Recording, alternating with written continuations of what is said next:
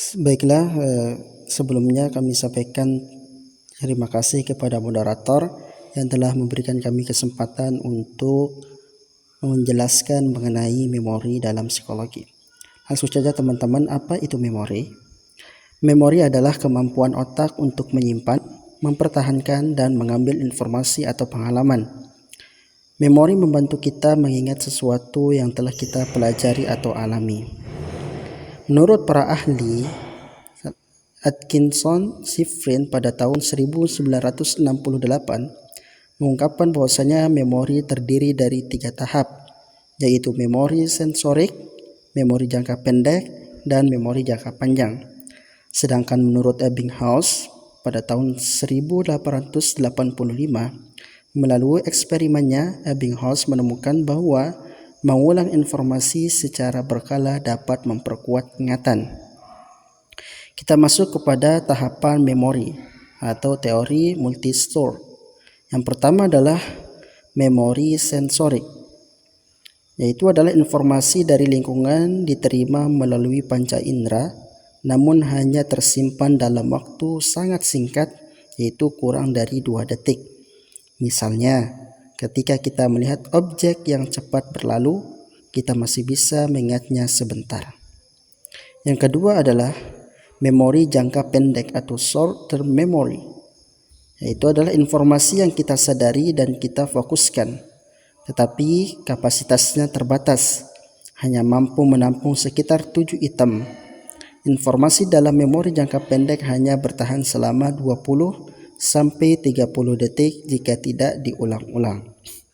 Dan yang ketiga adalah memori jangka panjang atau long term memory, yaitu adalah memori yang menyimpan informasi untuk jangka waktu lama, bahkan bisa seumur hidup. Kapasitasnya hampir tak terbatas. Misalnya, memori kita tentang pengetahuan umum, pengalaman hidup, atau keterampilan yang kita pelajari. Baiklah teman-teman, kita masuk kepada jenis memori dalam psikologi. Dalam psikologi, memori dibagi menjadi 2. Yang pertama adalah memori deklaratif atau eksplisit. Dalam memori yang dapat diungkapkan secara verbal dibagi menjadi 2, yaitu adalah memori episodik, yaitu mengingat kejadian atau peristiwa spesifik dalam hidup seperti ulang tahun atau liburan. Yang kedua adalah memori semantik, yaitu adalah pengetahuan umum tentang dunia seperti arti kata atau fakta sejarah. Kemudian jenis yang kedua yaitu adalah memori non-deklaratif atau implisit, yaitu adalah keterampilan dan kebiasaan yang terjadi secara otomatis tanpa kesadaran. Misalnya keterampilan mengendarai sepeda atau menulis. Bagaimana memori bekerja? Ya, bagaimana memori, yaitu memori manusia bekerja. Maka di sini secara garis besar bekerjanya memori itu ada 3 tahapan.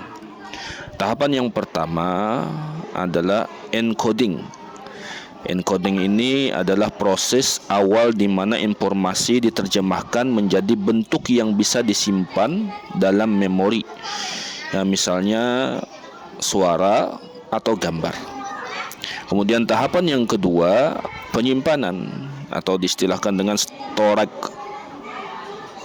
Setelah informasi di-encode, informasi tersebut disimpan dalam memori jangka pendek atau jangka panjang.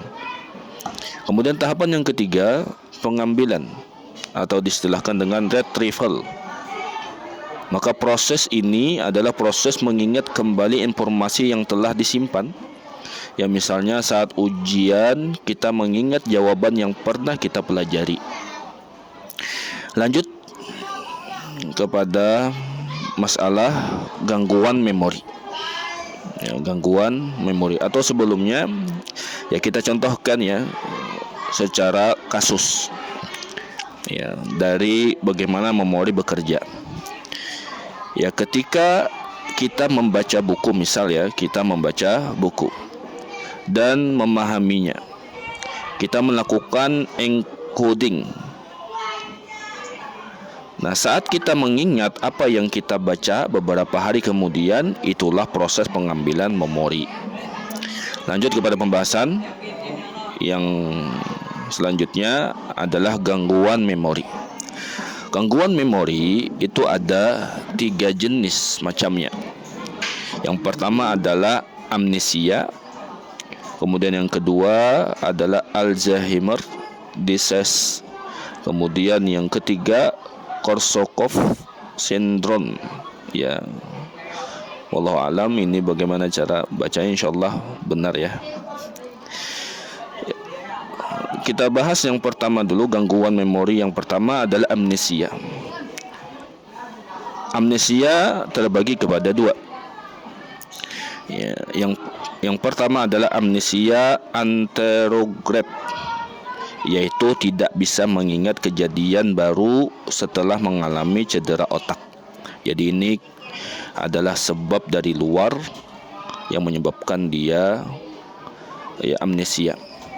Kemudian yang jenis yang kedua dari amnesia adalah amnesia retrograde, yaitu kehilangan ingatan tentang peristiwa sebelum cedera otak. Kemudian cedera yang kedua yaitu Alzheimer disease, yaitu penyakit degeneratif yang mengakibatkan hilangnya fungsi memori dan kognisi secara bertahap. Kemudian gangguan yang ketiga dari gangguan memori adalah Korsakoff syndrome, yaitu gangguan yang sering dialami oleh pecandu alkohol. Ini salah satu bahayanya alkohol dan orang-orang yang minum minuman keras. Seorang pecandu alkohol yang kronis, yang sudah kecanduan berat, disebabkan oleh kekurangan vitamin B1. Ini memengaruhi kemampuan seorang untuk membentuk ingatan baru. Next, kita bahas pembahasan yang selanjutnya, yaitu pentingnya memori dalam kehidupan. Dalam pendidikan, memori membantu kita menyimpan dan mengingat apa yang dipelajari seperti pelajaran di sekolah. Dalam kehidupan sehari-hari, memori memungkinkan kita mengingat hal-hal penting seperti nama orang, janji, dan lokasi. Dalam keterampilan, memori membantu kita mengembangkan keterampilan seperti berbahasa atau berkendara yang kita pelajari secara berulang. 6. Kesimpulannya, memori memainkan peran penting dalam kehidupan kita, baik untuk mengingat hal-hal kecil maupun besar.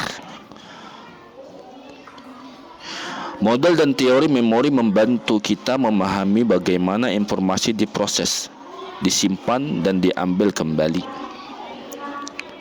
Memahami gangguan memori juga penting untuk membantu orang dengan masalah kognitif dan memberikan perawatan yang lebih baik.